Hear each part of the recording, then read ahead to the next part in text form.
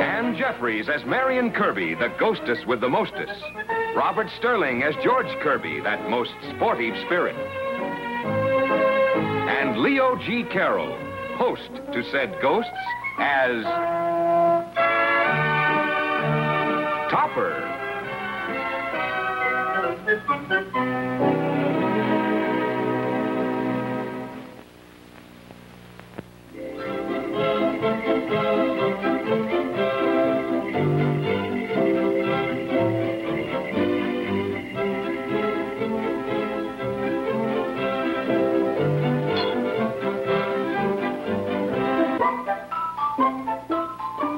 Too many green ones together, Marion. This is red and blue. You must be colorblind. Another one here, so. And one over here, so. Another one here, so. And one over here. There, Topper, how does that look? Hang it a little to the left. No good. A little more to the right.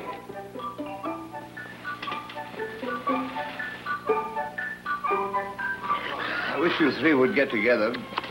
Hand me up some more of those. Topper, darling, do you realize this is our first Christmas since we started haunting your house? Yes. I suppose one can get used to anything, even ghosts.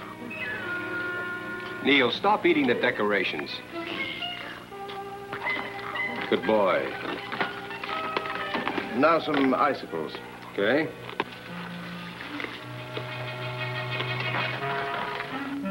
Cosmo?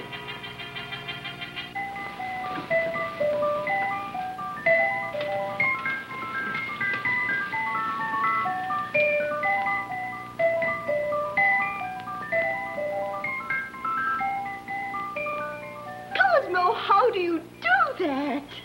Oh, it's the tree, dear. Spruce, you know. They have magnetic branches. How does it look? Oh, it looks lovely, dear. Cosmo? Who are Mary and George and Neil? Why, everybody knows that. Oh, they're at the bank, dear. People who work at the bank. What does Neil do at the bank? Foreign exchange. He swaps bones with French poodles. Why don't you take them to the bank and leave them there? Oh, well, they're to be called for. Say, why don't we call for ours now, Topper? Not until midnight. I wasn't going to open it. That must be Dr. Lang and Thelma. If it is, their voices are changing. Oh, wait for us, Topper. We'll go with you. I just love Christmas carols. Mister, could you spare a few pennies for a poor boy that's got to support his mom and pop? Certainly, my boy. Poor boy, nothing. Why, it's that awful little Timmy Welch. What's he doing here? Stealing from the poor to give to the rich. You know, I ought to take you over my knee. Oh, Topper, let him go. Yeah, after all, it's almost Christmas, Top. That makes it even worse. All right, here you are. Off with you. Thank you, sir. Merry Christmas. What? You didn't wish him a Merry Christmas, Top.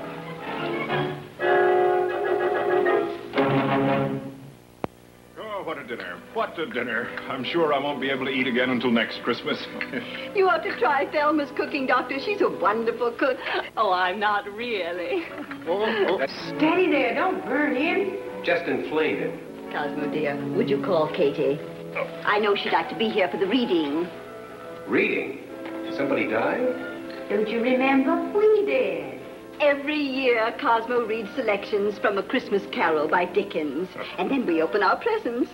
I'd rather have selections from our presents. And then get the Dickens. Oh, Katie, I've been complaining about your cooking. I've put on at least 10 pounds. Thank you, sir. I've never heard the Christmas Carol. Topper, maybe stay too. But don't interrupt. Why should Katie interrupt? I didn't mean deliberately. I meant just in case you suddenly have to cook something or something. Oh, Topper has such a dry sense of humor. With Thelma on, it's a good thing something's dry. Well, shall we get started? By all means. Hey, Neil, Papa's going to start reading. But don't interrupt. Oh, but he was a tight-fisted old hand with the grindstone, Scrooge. Scrooge is a mean old man who owns a sort of bank, and he has a clerk named Bob Cratchit. Bob Cratchit's so patient and kind. I just love him. Don't interrupt, Cosmo, Thelma. And Mr. Cratchit has a wife and a little boy, and Scrooge is just awful to him. She's seen the picture. Well, Cosmo, we're all waiting. So am I, dear. Oh, but he was a tight-fisted hand with the grindstone, Scrooge. A squeezing, wrenching, grasping, scraping, clutching, covetous old sinner.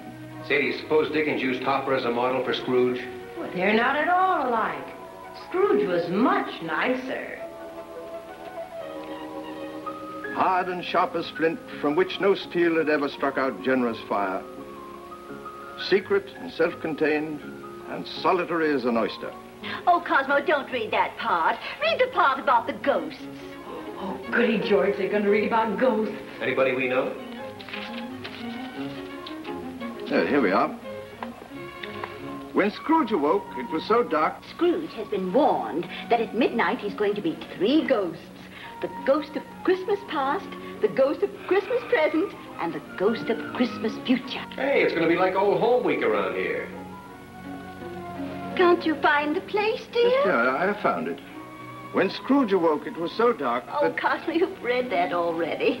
He's so absent-minded. Henrietta, I've got a wonderful idea. Why don't you read it? But you've always read it. That's precisely it, dear.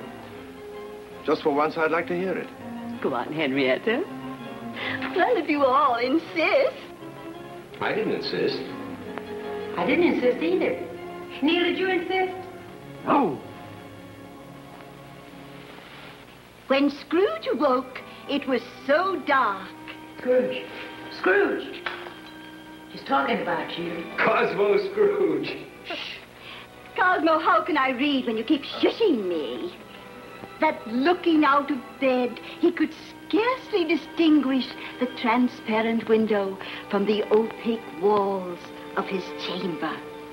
Oh, the darling's asleep. He was endeavoring to pierce the darkness with his ferret eyes. You see, Katie, Scrooge was as mean and avaricious as a ferret. He couldn't shake the shackles of greed from his soul. He was bound and chained by his lust for money. He's a mean man, Cosmo Scrooge. That he is. He is that. He's coming. Where's my clerk, Bob Cratchit? You locked him in a vault, sir, for saying Merry Christmas to a depositor. Oh, yeah, so I did. So I should have. Well, you can let him out now. Very good, sir. I suppose you'll be wanting tomorrow off, too. Well, yes, sir, if it's not inconvenient, sir. It is inconvenient. Deuced inconvenient. Yeah, but it's Christmas, you know, sir. Yes, I know that. I've been depressed for weeks just thinking about it. And you, sir. Come here. Out of the way, sir. Don't skulk, sir. Can't abide skulking. You sent for me, sir? Yes, Cratchit. I trust you're sorry for what you did. Christmas comes but once a year, sir. I wish I'd said that. What? What's that you got in your pockets? Oh, just some money, sir. There was so much lying in the vault, I thought you wouldn't mind my taking a little. Oh, did you not, Cratchit? Did you not? Well, I do mind. I mind very much. But I was going to give it back, sir. I just wanted to show it to my wife and our little son, Tiny Tim, as a Christmas cheer. You see, sir, they've never seen any money. Well, they're not going to see my money. Cratchit, you're fired. Hand in your visor. Thank you, sir.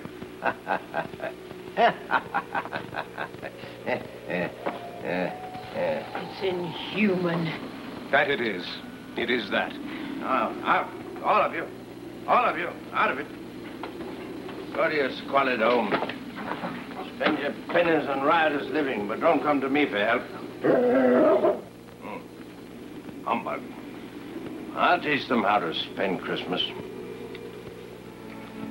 The moment Scrooge's hand was on the lock, a strange voice called him by his name and bade him enter.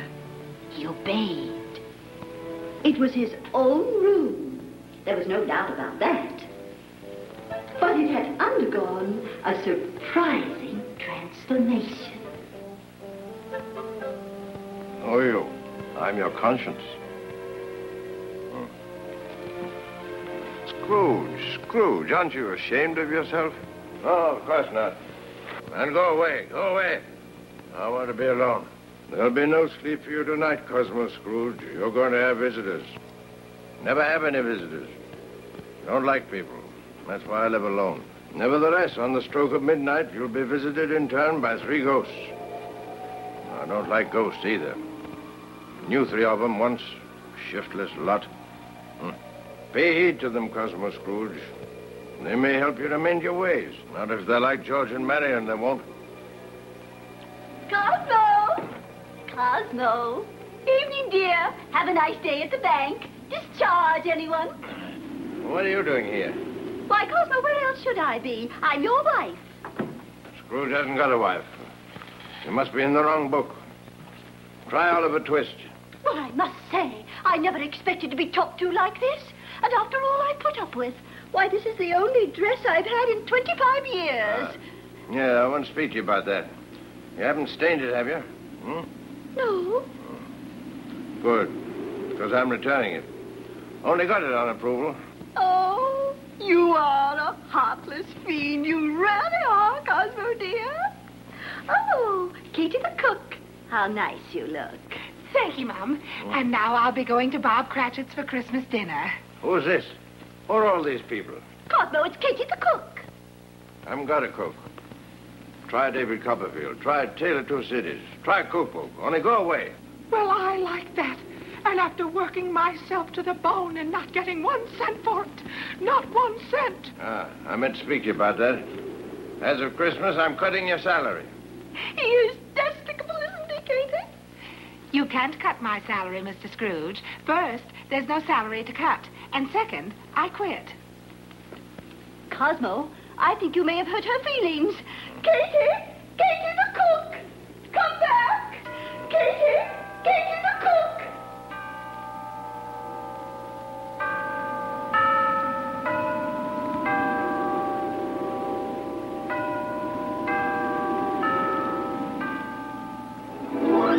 Sorry to be late, but the traffic was simply dreadful. Everyone hurrying to Earth for the holidays. Marion Kirby.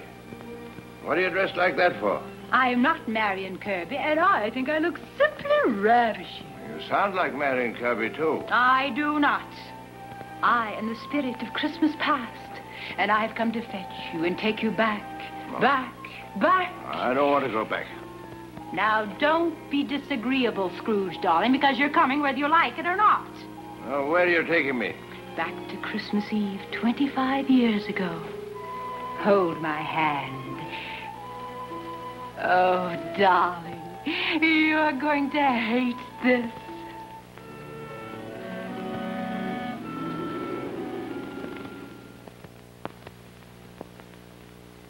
And so the ghost of Christmas past took Scrooge by the hand and led him back 25 years to a scene of his youth. I hate to go out Christmas Eve. Everything is always so crowded. Now, who's that? Cosmo, you're the cat's pajamas. So's your old man. It's Henrietta. It's me. Oh, you were quite a masher in those days. Oh, Cosmo, you're the berries. So's your old man. Quite a conversationalist, too. Cosmo, wouldn't it be the berries if we could be together like this always? It's just the way we're going to be.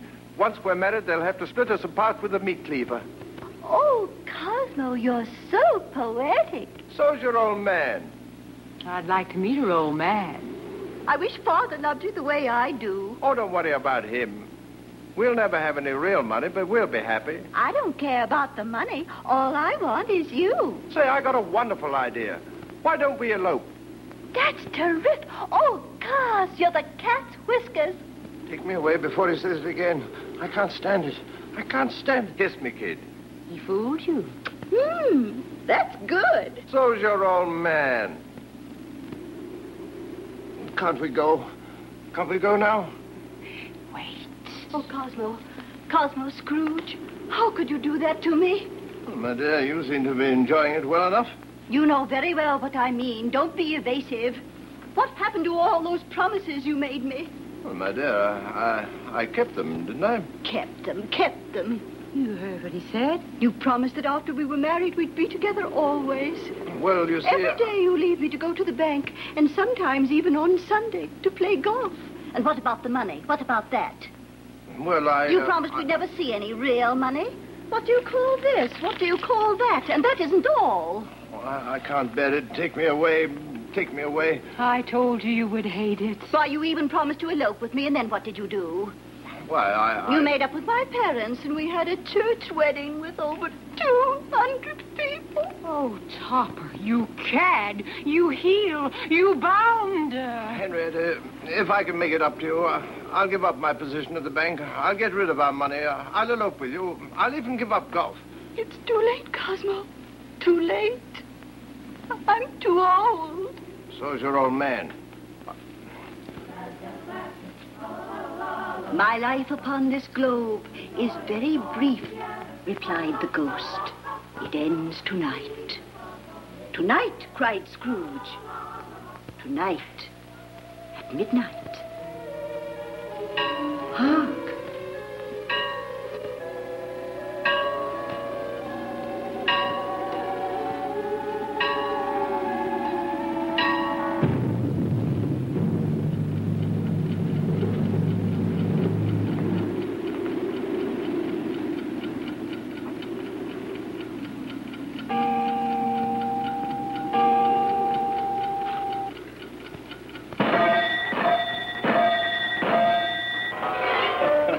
You'll have to get up earlier than that, old boy. Oh, George, thank heaven. George? I'm afraid you have me confused, old man.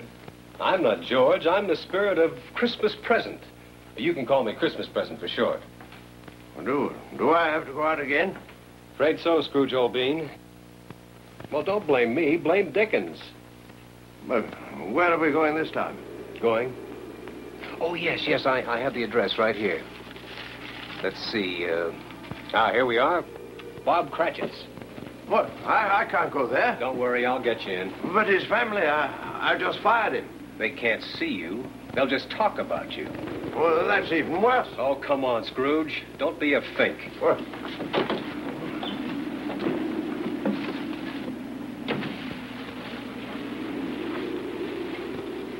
I must say, Mrs. Cratchit, you set a nice table. As my Bob says, Christmas comes but once a year. We may be poor, Katie, but on Christmas we go whole hog. I do wish that Mr. Scrooge were here to see all this. That old curmudgeon. Huh? Thelma, what's he doing here? Huh? Now, Katie. Thelma happens to be Mrs. Cratchit now. And Katie isn't your Katie anymore. It must be Thelma. Oh, I wish Mr. Cratchit would come home. Where is he?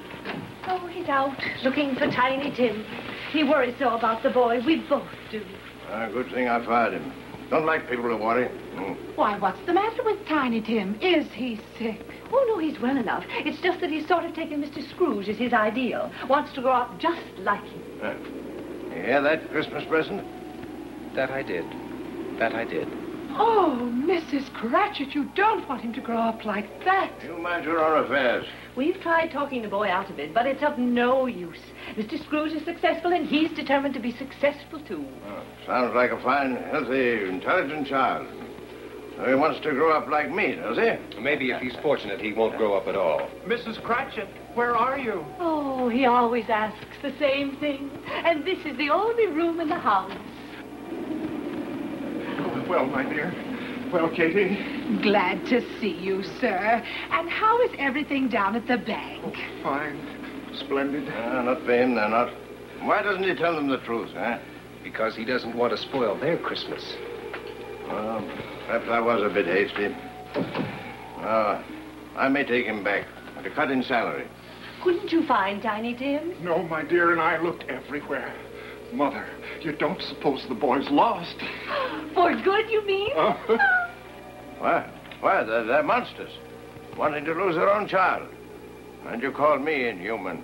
Huh? Wait. Oh, he's back. Well, you can't have everything. Seems like a manly little chap. Tiny Tim, what is it? A great big ugly man slapped me. And what had you done to him? I didn't do nothing. Well, of course he didn't. I wish I could get a look at the sturdy little lad. Don't press your luck. Come now, Tiny Tim. You must have done something. All I did was put my hand in his pocket. Where have I heard that voice? Huh? Think, Scrooge. Think. Why did you have your hand in his pocket?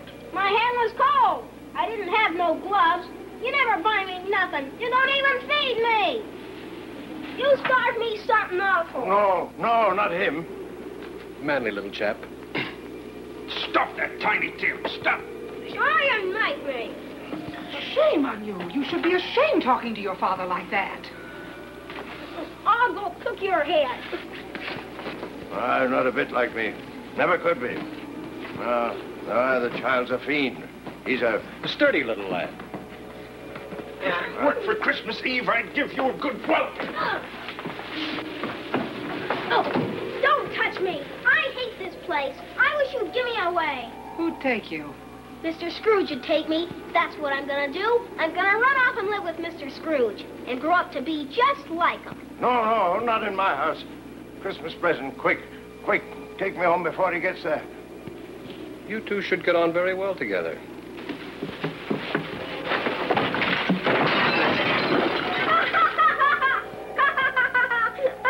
Merry Christmas, everybody! Better keep Tiny Tim out. Better keep him out. This is the part where the ghost of Christmas future comes to take Scrooge and show him what he could be like if he just wouldn't be such a dirty dog. No, go away. Leave me alone. I don't want to go out again. Go away. Stop that. Kneel down. I'm not Neil. You're not? You talk. Of course I did. Why should you do all the talk? Oh, who are you? I'm the ghost of Christmas future. Up, Scrooge. Up, boy.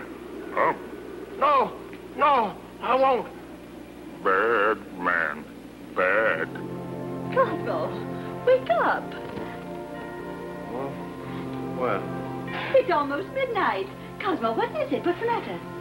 I've had the most terrible nightmare. I bet he dreamed he was Scrooge.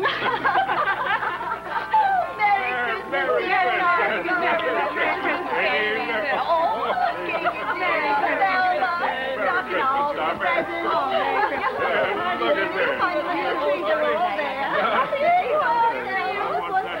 Pretty ribbon on it. What's that?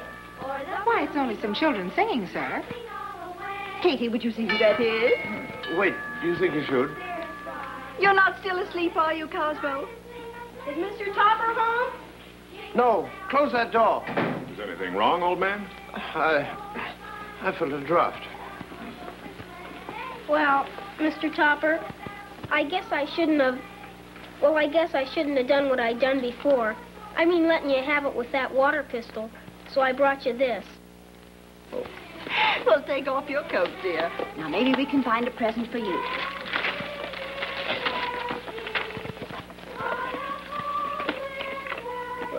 I use it for hitting cats. Why, it's just what I wanted. Cosmo, come look at your presents. Topper, darling. Marry everything, darling.